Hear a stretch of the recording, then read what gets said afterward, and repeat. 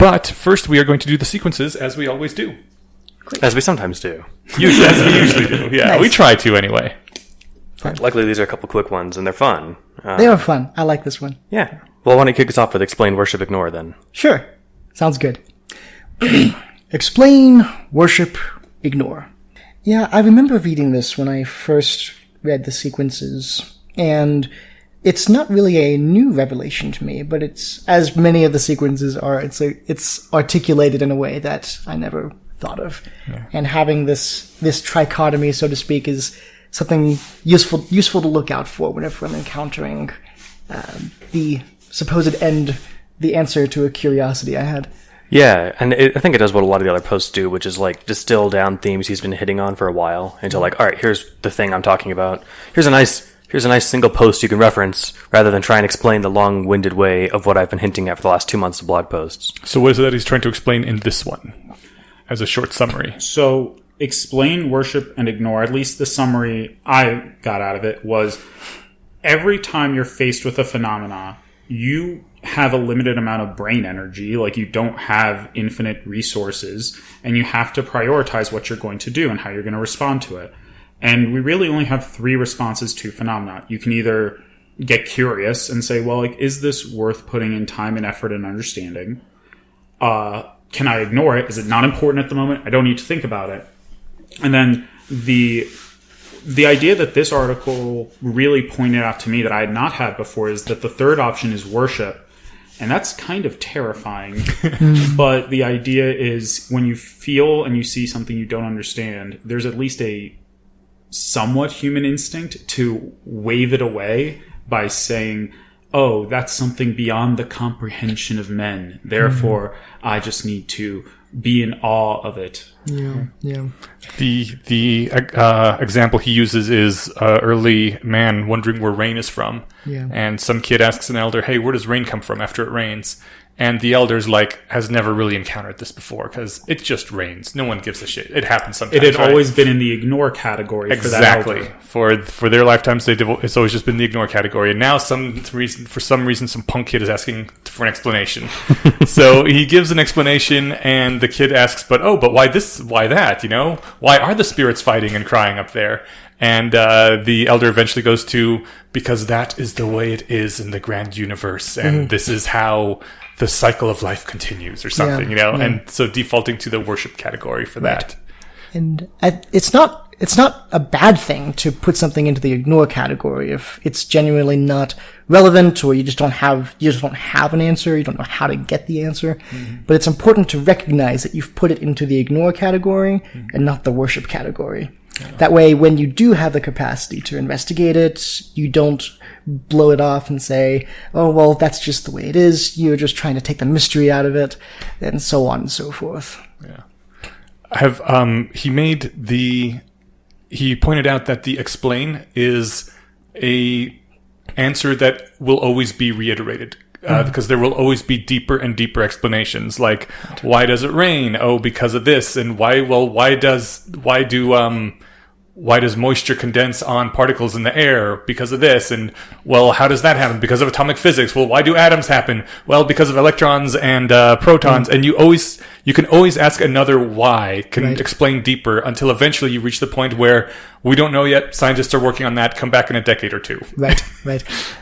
Someone in the comments asked, well, why can't it just be an infinite recursion? And Yukowski responded saying, well, maybe it is an infinite recursion, but then my question is, why is it this infinite recursion as opposed to another infinite recursion? Yeah. So, yeah. And I will say I've run into that, the ending on worship a number of times in my real life, especially back in the day when I was more active in atheist argument stuff. But this happened even just a year and a half ago to me when I was talking to someone who says he's a theist, and signs on to one of the major religions, Catholicism, I think, but in practice is functionally an atheist, right? Except he goes back to, well, we don't know why or how the Big Bang happened, and we don't have any sort of experience for how something can happen before time has begun or without a cause or whatever. So that is what God is. God is whatever strange force happened to make the Big Bang happen. And I was like, okay, so you just got to the point where you ran out of explains, and there's your worship. So I'm confused. does this person think that before airplanes existed and humans had the experience, they never had the experience of flying, that would they have taken the position then that that was an impossibility and a reason for worship? Oh, we haven't experienced it yet, therefore worship. I don't know. You'd have to ask him. Seems dubious. It also kind of reminds me of the Bayesian judo sequence where Yudkowsky encounters someone who is a theist, and they are poo-pooing the idea of artificial intelligence. Mm-hmm. And Yudkowsky says, okay, well, you just made a prediction. You think that in your model of reality, artificial intelligence can't happen. Therefore, if and when I make artificial intelligence, that means your theism is incorrect. Mm-hmm. And the guy then recurses in the conversation. And so if someone says the Big Bang is a mystery and that is God, mm-hmm. what are they going to do if and when we explain the Big Bang? And then God shrinks back to the next thing. Yeah. I'm always surprised, too, that someone can have that as their motivator for their religion and still call themselves like a Christian or a Catholic or whatever. And it's like, how does it follow from the fact that we don't understand pre-Big Bang that like masturbating is a sin and, gay people shouldn't get married or something? Is your religion doing any actual work for you, or are you just like a good old-fashioned deist? Right. Because you realize that 500 years ago they'd have burnt you at the stake as a heretic for saying the things you are now if you're pretending to be a Catholic. Yeah. And I try to point out, I don't know why you're using a personal term like God, and you, even if you don't say it specifically, you think that he has like agency and personality. Mm-hmm. Like the Big Bang, the force that caused the Big Bang is probably something as impersonal as what makes protons and electrons attract. Right. And the was like, but that's God, man. That's just God. I'm not saying any of that. Like, no, you're not saying it, but you live like it. Right. You've decided to put this in the worship category for the rest of your life, and that's fine. But you need to take the consequences of that, which means you can't make predictions. Right. You can't make predictions, and your curiosity is forever stopped. I think this is the worship thing, is the curiosity stopper. Yeah, this is the thing that actually I disagree with in the article. So he says that we might run into an explanation one day that is self-referential and therefore needs no further explanation, and that would be where he would choose to worship. Mm-hmm. But Gödel's incompleteness theorem, and we were mentioning this before the podcast started, Gödel, Escher, Bach, but Gödel's incompleteness theorem literally says that, no matter how intelligent you are, no matter how far you go in math, any closed system will always have things that are outside of its understanding until you build a new system. So it's literally impossible. It is infinitely recursive, unless I'm really misunderstanding that proof, but I'm pretty sure I'm not. I'm trying to get more context here, but I think he was being facetious. Because he does talk about that later on in the comments. I have not read the comments. I might be very much misinterpreting this. Yeah, he says, I say must in the worship option. It is irony. But if there is an infinite regress, I should find that highly curious, and I would like to hear explained why it is allowed, and why this infinite regress exists rather than some other one. So it sounds like he would still hit the explain button. Okay. I really like Alex's voice for Eliezer. He sounds kind of British with an American influence. I'm like, yeah, that wow. It's not what he sounds like, but no, not at all. But it sounds very authoritative. I'm like, oh yes, Professor Eliezer.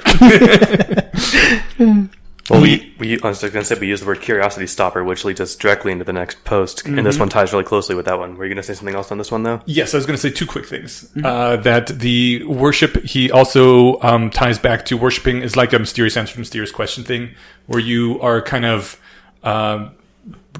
you are making a value of your ignorance and how this is mysterious and great and feels really good.